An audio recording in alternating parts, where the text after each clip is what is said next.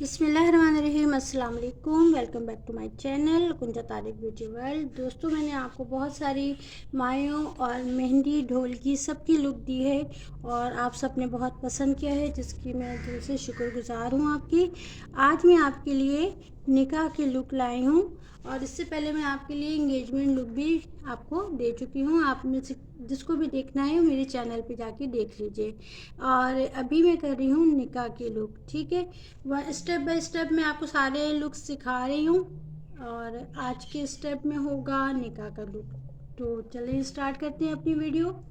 सबसे पहले मैंने ये फ्लॉफी ब्रश लिया और इस पर मैंने बिल्कुल लाइट पिंक, बहुत ज़्यादा लाइट भी नहीं, मीडियम पिंक मैंने शेड लिया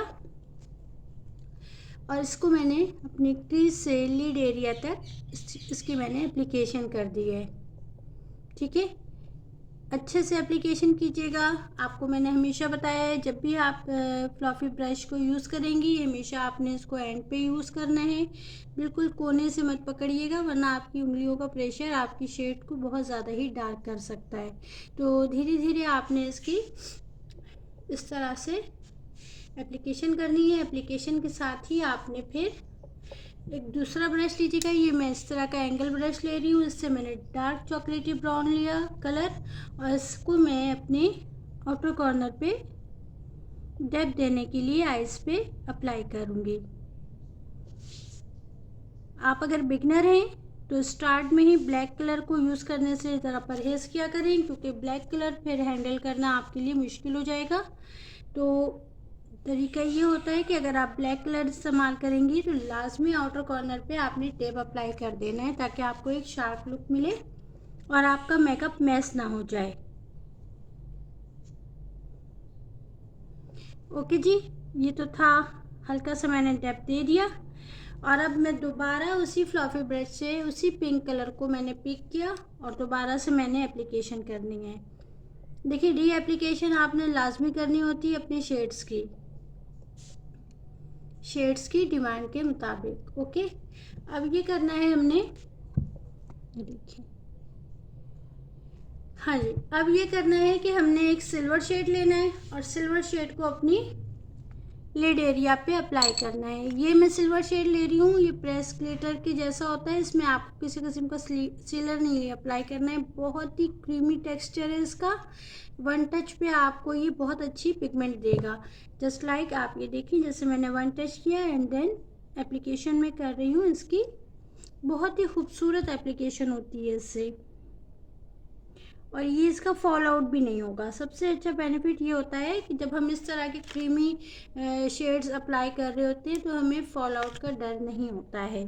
तो आप इसे अच्छे से अपनी क्रीज एरिया पे, लिड एरिया पे आप अपनी इसकी एप्लीकेशन कर सकती हैं।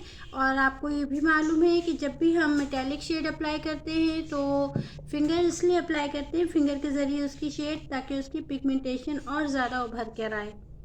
तो लाजमी आप जो भी मेटालिक शेड यूज़ किया करें, फिंगर से उसकी एप्लीकेशन किया करें। कुदरती ब्रश है जो कि आपकी शेड्स को बहुत अच्छे से ब्लेंड करता है। ठीक है जी, अब ये करना है मैंने कि अब मैंने लाइनर की एप्लीकेशन करनी है, लेकिन आपने उससे पहले, ये सारे काम से पहले आपने अपनी लैशेस पे ग्लू अप्लाई करना है। ग्लू अप्लाई इसलिए पहले कर दीजिए ताकि आपका मेकअप ख़राब ना हो जाए। फ़ौरन हम ग्लू अप्लाई करके लगाएंगे ना तो वो मेकअप को मैस कर देगा। तो 3 से 4 सेकेंड पहले आप उसको अप्लाई कर दिया करें। अप्लाई करके इसे थोड़ा सा ड्राई होने दिया करें। ये सारे छोटे छोटे से मेथड होते हैं जो कि हमारे मेकअप के लिए बहुत ज़रूरी होते हैं। इनको बहुत आप फॉलो किया करें और ध्यान रखा करें इन चीज़ों का। ठीक है जी, आपको मैं पहले ही बता चुकी हूँ दोस्तों, मैं वेडिंग सीरीज़ का कर रही हूँ मेकअप। तो स्टेप बाय स्टेप मैंने आपको एंगेजमेंट मेकअप बताया, आपको मैंने मायो मेकअप बताया, मेहंदी मेकअप बताया, ढोलकी का बताया मैंने आपको, वे जो मायो और मेहंदी में जो गेस्ट जाएंगे उनका मेकअप बताया। अब मैं आपको निकाह के 2-3 मेकअप और बताऊंगी, इसके बाद फिर हम ब्राइडल का, बारात की ब्राइडल का मेकअप स्टार्ट करेंगे, ठीक है। तो आज जो मैं कर रही हूँ ये निकाह की ब्राइड का मेकअप है। अब इसके बाद हमने क्या करना है, हाँ जी, अब इसके बाद हमने लाइनर की एप्लीकेशन करनी है। लाइनर की एप्लीकेशन हमने ऐसा से करनी है कि जनाब हमारा आउटर कॉर्नर भी इसी से बनेगा।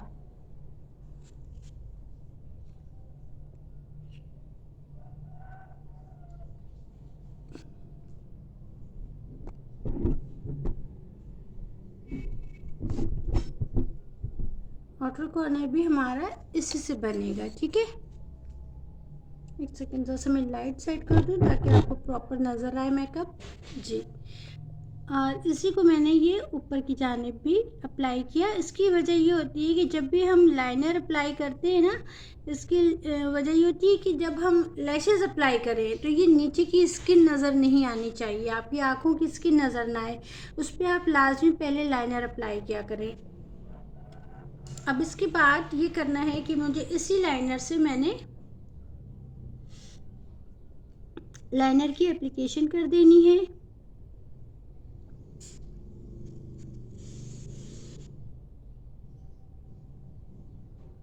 थोड़ा सा मैं थिक लाइनर कर रही हूँ दोस्तों। थिक लाइनर करने की रीज़न ये है कि मुझे यहाँ पे, जब मैं यहाँ पे लैशेस अप्लाई करूँगी ना, तो ये ऑलरेडी अच्छा खासा लैशेस के अंदर चला जाता है, क्योंकि ये ओरिजिनल आइज़ तो नहीं है ना। अगर ये ओरिजिनल आइज़ होती तो थोड़ा सा मेरा डिफरेंट अंदाज होता।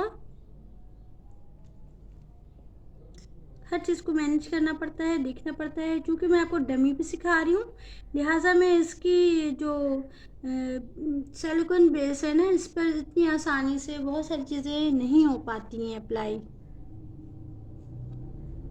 और रियल ब्राइड का ये होता है कि उनको परमिशन नहीं होती है उनको वीडियो में आने की, तो हर एक का अपना एक होता है इशू। कोई बात नहीं, मेरा मकसद है आपको सिखाना, बस मैं आपको इस पर सिखा दूँगी, इतना कोई इशू नहीं है, मसला नहीं है। मेथड वही होगा, तरीका वही होगा, बस आपको आना चाहिए। और ये डमी अगर आप लोग ख़रीदा करें ना, तो लाजमी से यूज़ किया करें। यूज़ इसलिए किया करें ताकि आपकी प्रैक्टिस रहे। प्रैक्टिस बहुत ज़रूरी है मेकअप में। मैं आपको इतना बता दूं कि मेकअप में आप जितनी प्रैक्टिस करेंगी उतना आपका हाथ नीट हो जाएगा, और जितना आपका हाथ नीट होता जाएगा उतना आपका काम नीट होता जाएगा। मीन्स के आप ये देखिए ना, फर्स्ट डे तो आपको रोटी गोल बनानी नहीं आती है ना, आप रोटी बनाते बनाते बनाते फिर एक्सपर्ट हो जाती हैं और गोल रोटी बनाएंगी, आपकी रोटियां भी खुली हुई होंगी। सेम इसी तरह से हर चीज़ को कुछ टाइम चाहिए होता है, हर चीज़ को कुछ एक वो होना चाहिए कि जैसे आप उस पर तवज्जो दीजिए। जब हम अपने काम पे तवज्जो देते हैं तो वो काम हमारा और निखर के सामने आता है, ठीक है ना। निखर के सामने उसी वक्त आएगा ना जब हम उसकी प्रैक्टिस करेंगे। प्रैक्टिस बहुत ज़रूरी है दोस्तों। अच्छा, इसकी वजह मैं आपको ये भी बता दूं, जब हम प्रैक्टिस कर रहे होते हैं ना, तो बहुत सारी चीज़ें ये होता है कि ख़राब हो जाती हैं।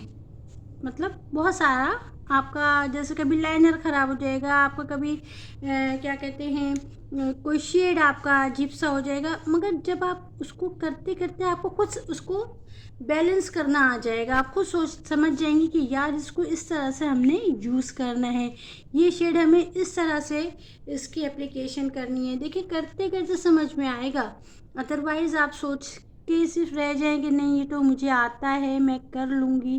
कर तो लेंगी, मगर फिनिशिंग भी होनी चाहिए, थोड़ी सी उसमें खूबसूरती भी होनी चाहिए, थोड़ा सा उसमें लुक भी, उसका लुक वाइज भी खूबसूरत होना चाहिए, ठीक है। ये मैंने नीचे पिंक शेड लगाया, एक्स्ट्रा मैंने मिटा दिया ताकि खूबसूरत सा नीचे की जानिब भी शेड लोअर लैश पे ज़रूर लगाया करें, ठीक है जनाब। अब मैंने ये करना है कि मैंने सिल्वर ग्लिटर लेना है। सिल्वर ग्लिटर लेकर मैंने अपनी इस सिल्वर शेड पर अप्लाई करना है। ये देखें दोस्तों, ये निका मेकअप मैं बता रही हूँ आपको, ठीक है। निका मेकअप में आपको आज, अब तो वो ज़माना नहीं रहा ना कि लड़कियां तैयार नहीं होती थी निका में, बस सादा सा चेहरा लेके बैठ जाती थी घूंघट में और जनाब निका हो जाता था। अब तो बज़ाब्ता निका की ब्राइड की जो तैयारी होती है, मुझे तो लगता है बारात की ब्राइड से ज़्यादा ही होती है। आप लोग मुझे कमेंट बॉक्स में बताइएगा, कमेंट बॉक्स में ज़रूर बताइएगा कि आप क्या मेरी बात से मुत्तफिक हैं कि अब निकाह की ब्राइड भी बारात की ब्राइड से कम नहीं होती है, उसका भी उसी तरह से आप निकाह, बल्कि आप देखें आप मंगनी की ब्राइड भी निकाह की ब्राइड से या बारात की ब्राइड से पीछे नहीं होती है। लोगों की डिमांड होती है ना, हमें इतना खूबसूरत में, मतलब हमें इतना डार्क मेकअप चाहिए, हमें इतना हेवी मेकअप लुक चाहिए, तो फिर जाहिर सी बात है ब्यूटिशियंस को करना पड़ता है भाई। तो हमें तो उनकी डिमांड पे ही चलना पड़ता है ना, हम अपनी तो मर्ज़ी नहीं कर सकते ना, नहीं जी आप ना करें, ऐसा तो हो ही नहीं सकता। तो ये मैंने ग्लिटर लगा दिया। अब मैं क्या करूँगी, अब मैं लैशेस अप्लाई करूँगी। देखिए बातों ही बातों में हमारा मेकअप कितनी आसानी से हो जा रहा है और माशाल्लाह खूबसूरती से हो रहा है और कम वक्त में हो रहा है। अच्छा, एक चीज़ मैं आपको और बताऊं दोस्तों, यही थीम रहेगी मेकअप की, आपने बस शेड चेंज कर देना है जो आपके आउटफिट से मैच करता हो। इसका मतलब ये हुआ कि मैंने पिंक शेड पे अपनी थीम किया है, पिंक शेड और ब्लैक और सिल्वर का कॉम्बिनेशन किया है। आपके पास अगर कपड़े का जो भी कलर हो, आपने उसको अपनी क्रीज एरिया पे उसी से बिल्डअप करना है शेड। उसके बाद आपने क्या कहते हैं, खूबसूरती से आपने सिल्वर और ब्लैक को अपने इसमें ऐड करना है, ठीक है। तो आई होप आप समझ गई होंगी मैं आपको क्या समझाना चाह रही हूँ। अच्छा ये देखें, ये बिल्कुल एक पतला सा मैं ब्रश ले रही हूँ। ये देखिए, ये बिल्कुल एक पतला सा मैंने ब्रश लिया दोस्तों। इसकी रीज़न ये है कि यहाँ पे मेरे सिल्वर शेड ज़्यादा हो गए, तो मैं इसे माइनस करने के लिए, थोड़ा सा लेस करने के लिए मैंने ये इसी पर मैंने वो शेड लिए जिससे मैंने अपनी क्रीज बिल्ड की थी। देखिए, तो ये सिल्वर शेड भी बहुत आसानी से एक लुक में आ जाएगा, ठीक है। ये काम आपने सबसे आखिर में करना है। आखिर में आपने लाजमी टचअप करना है अपने मेकअप को। आप ये समझ रही हैं कि आपके मेकअप को टचअप की ज़रूरत नहीं होगी, तो ऐसा कुछ नहीं होता है। आपने लाजमी टचअप करना है अपने मेकअप को लास्ट में, ठीक है जी। अब मैंने इस तरह का ये पेंसिल ब्रश लिया, देखिए आप, अब इस तरह का मैंने ये पेंसिल ब्रश लिया, पेंसिल ब्रश से मैंने सिल्वर शेड पिक किया। अब मैं इसे अपनी ब्रो बोन एरिया पे अप्लाई करूँगी, बहुत प्यार से, बहुत तरीके से, ठीक है। इसी शेड को मैं अपने इनर कॉर्नर पे भी अप्लाई करूँगी।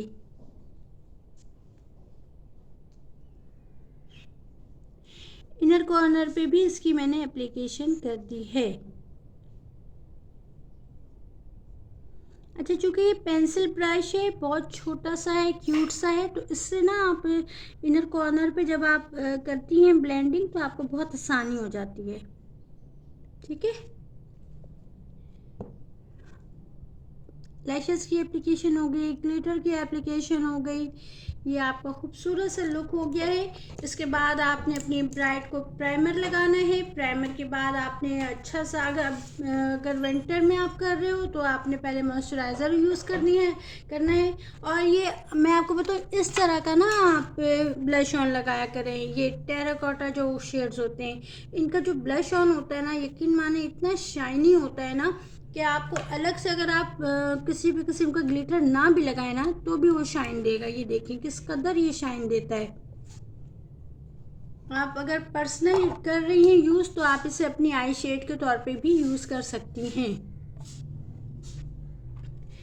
अच्छा, अब इसके बाद हमने ये करना है कि हमने ये पेंसिल ब्रश लिया, बिल्कुल ही पेंसिल ब्रश है।